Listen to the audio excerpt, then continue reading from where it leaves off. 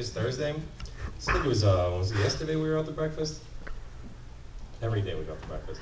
So on Tuesday, I don't know. When did I have that zit that I came up with? Yesterday. So I wake up yesterday and I have this horrible zit on my lip right here.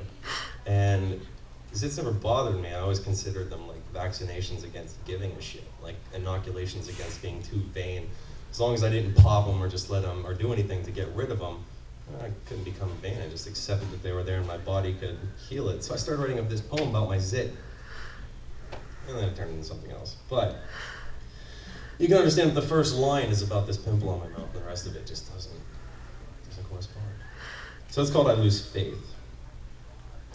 I lose faith inside my mouth when I open it too much. When lips spread back over gums, I lose faith in my lips. They've said that when your ears burn, I'm talking about you, and that your nose itches because I'm lying. I know your lips must burn like a promethean conquest when I'm kissing her and pretending she's you.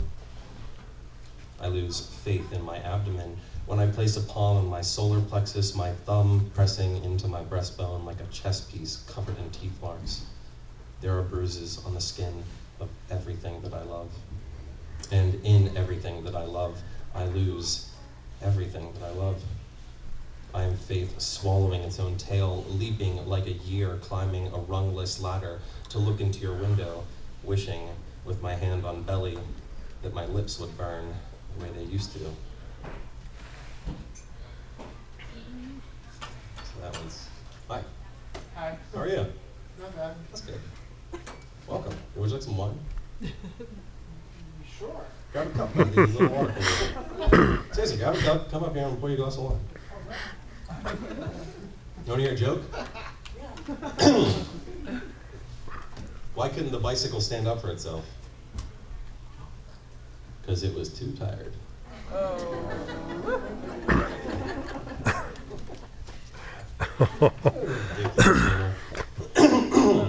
So I don't believe in God at all. I think it's a pretty funny situation in religion, but there's one God that I've always had some sort of affinity to, and it's this rooster-headed fellow named Abraxas. Anybody know any fans of Abraxas in here? Show of hands, Abraxas. Oh. Abraxas was this really cool god from, came from the Greek papyri. I think that's how you pronounce it. Can anybody correct me? I want somebody to correct me if it's wrong.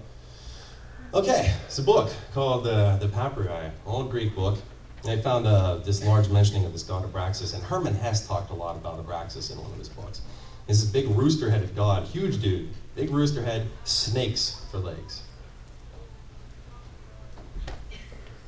That's ridiculous, right? But the concept behind him is he bridges the gap between evil and good. He encompasses all things bad and all things holy at the same time. Hi, Beverly. Do you want some wine?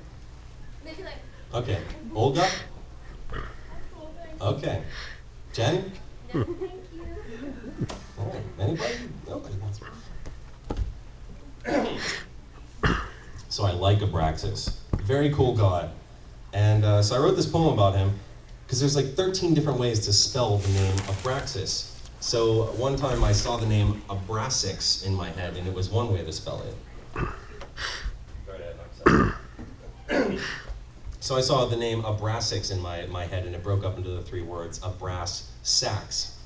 And then I got this picture of this giant rooster with snakes for feet, standing on this hilltop playing a saxophone. And it was the coolest dream I ever had in my life. So I wrote this poem about Abraxas playing his brass saxophone, and I call it a brass saxophone. Oh, and the word abracadabra, that's where it comes from, Abraxas. Nice. Yeah, right? That's some cool shit to know about. Like, I use a lot of weird stuff in this poem, and I'm not doing it to be like a pretentious prick, but I mean, it's really fun stuff. Anyway. Abraxas staves his mood, he plays his saxophone in a tame and scaly Coltrane refrain. He parallaxes this duality with a note, from where I have been to where I may go. From hero